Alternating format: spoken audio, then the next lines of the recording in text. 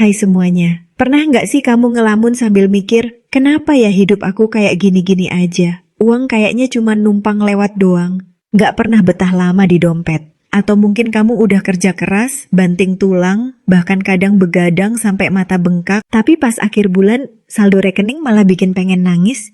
Kalau iya, tenang, banyak banget orang di luar sana yang ngerasain hal serupa. Dan kadang-kadang, masalahnya bukan sekadar soal penghasilan yang kecil atau harga-harga yang makin naik. Ada sesuatu yang lebih dalam yang sering kali nggak kita sadari. Ada pola, ada kebiasaan, ada cara pandang soal uang yang bikin kita kayak terjebak dalam lingkaran penderitaan finansial yang nggak berujung. Dan yang serem, kadang tanda-tandanya udah ada di depan mata, tapi kita abai. Kita nganggep itu hal biasa, padahal diam-diam itu kayak racun pelan-pelan yang bikin kita makin susah keluar dari jeratan masalah uang. Bayangin kamu lagi di treadmill, kamu lari kenceng, keringetan, capek, tapi ternyata settingannya di tempat. Nggak peduli seberapa keras kamu lari, kamu tetap di situ-situ aja. Begitu juga soal uang, bisa aja kamu kerja super keras, tapi kalau mindset, kebiasaan dan cara kelola uangmu keliru, hasilnya bakal tetap sama, ngos-ngosan tapi nggak pernah sampai tujuan. Ada beberapa tanda yang sebenarnya bisa jadi alarm awal. Alarm yang ngasih sinyal, hey, kamu nih ada di jalur yang salah. Kalau diterusin, bisa-bisa kamu bakal menderita soal uang seumur hidup. Masalahnya, nggak semua orang peka sama sinyal ini. Banyak yang malah makin dalam kejebak karena ngerasa udah jalan hidup mereka begitu. Sekarang coba deh bayangin, kalau kamu lagi bawa mobil di jalan tol, terus lampu cek engine nyala, kamu bakal gimana? Masih lanjut ngebut atau berhenti dulu buat cek? Nah, tanda-tanda soal uang ini kayak lampu cek engine tadi. Kalau kamu abaikan, ya siap-siap aja mogok di tengah jalan. Kamu mungkin pernah ketemu orang yang tiap bulan gajian kayak pesta, tapi 2 minggu kemudian udah kelabakan minjem sana-sini. Atau yang ngerasa gaji nggak pernah cukup, padahal tiap tahun naik. Atau yang tiap ada uang dikit, langsung pengen beli barang yang sebenarnya nggak dibutuhin. Semua itu bukan cuma soal penghasilan atau pengeluaran doang. Ada sesuatu yang lebih dalam yang perlu diberesin. Banyak orang ngira solusinya cuma satu. Aku harus cari kerja yang gajinya lebih gede. Padahal, kalau pola pikir sama kebiasaan dasarnya nggak diubah, penghasilan berapapun bakal tetap bikin menderita. Gaji 3 juta, sengsara. Gaji 30 juta, sengsara juga. Kenapa? Karena bukan jumlah uangnya yang salah, tapi cara kita memperlakukannya. Coba renungkan. Berapa kali kamu beli sesuatu cuma karena pengen doang, bukan karena butuh? Berapa kali kamu ngerasa nggak enak nolak ajakan nongkrong mahal, padahal tahu itu bakal nguras dompet? Berapa kali kamu nunda-nunda bayar tagihan, sampai akhirnya kena denda, dan berapa kali kamu ngerasa bersalah habis belanja impulsif, tapi besoknya diulang lagi. Semua itu kayak benang kusut. Sekali 2 kali mungkin nggak kerasa, tapi lama-lama itu numpuk dan bikin hidupmu makin berat. Dan yang paling bahaya, banyak yang nggak sadar kalau mereka udah terjebak di pola kayak gitu. Mereka terus nyalahin faktor luar. Ekonomi lah, harga naik lah, gaji kecil lah. Padahal akarnya ada di dalam diri sendiri. Ada juga yang punya mentalitas mumpung ada duit. Jadi tiap ada rezeki lebih dikit langsung dihabisin buat seneng-seneng. Beli gadget baru, ngopi fancy, traveling yang nggak direncanain. Emang sih, hidup harus dinikmati. Tapi kalau pola kayak gini terus berulang tanpa kontrol, jangan kaget kalau besok-besok kamu harus ngutang buat hal-hal yang sebenarnya basic, kayak bayar listrik atau beli kebutuhan pokok.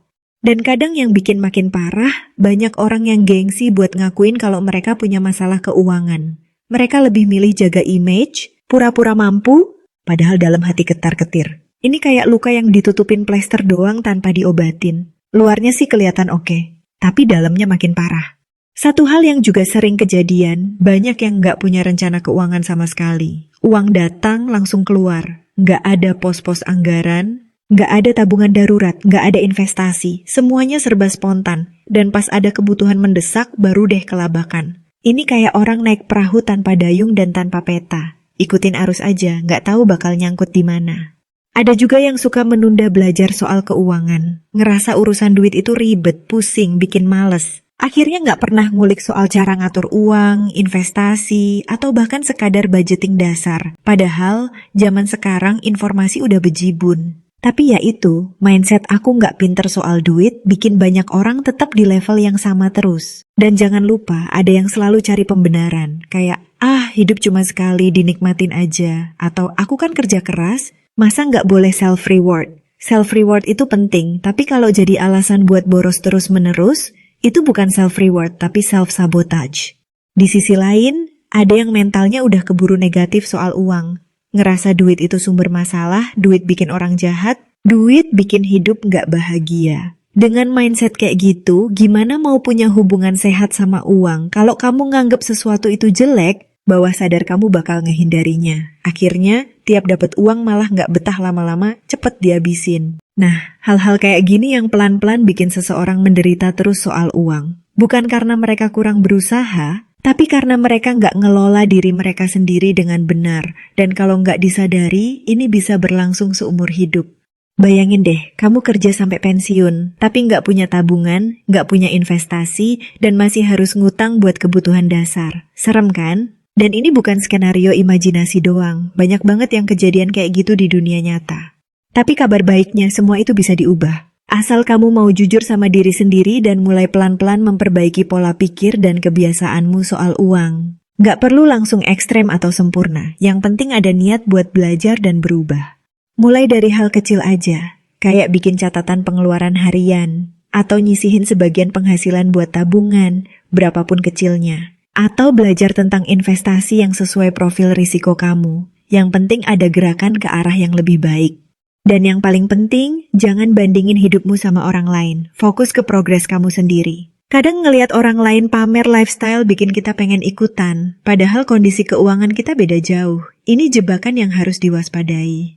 Juga penting banget buat punya mindset yang sehat soal uang. Uang itu alat, bukan musuh, bukan dewa. Kalau kamu bisa memperlakukan uang dengan bijak, hidupmu bakal jauh lebih ringan. Dan ingat, tujuan akhir dari ngatur keuangan itu bukan buat jadi super kaya atau pamer, tapi buat punya kebebasan. Bebas dari stres finansial, bebas dari rasa takut kekurangan, bebas buat milih hidup sesuai nilai yang kamu pegang. Jadi kalau sekarang kamu ngerasa ada tanda-tanda yang tadi udah dibahas, jangan panik. Anggap aja itu wake up call. Mumpung masih ada waktu buat berbenah. Yang penting kamu mau jujur, belajar, dan pelan-pelan berubah. Ingat, gak ada kata terlambat buat mulai punya hubungan yang sehat sama uang.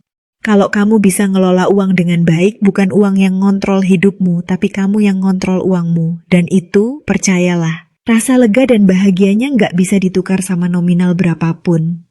Jadi, mau terus menderita seumur hidup karena uang, atau mulai berubah hari ini, pilihannya ada di tanganmu. Semoga video ini bermanfaat. See you di next video.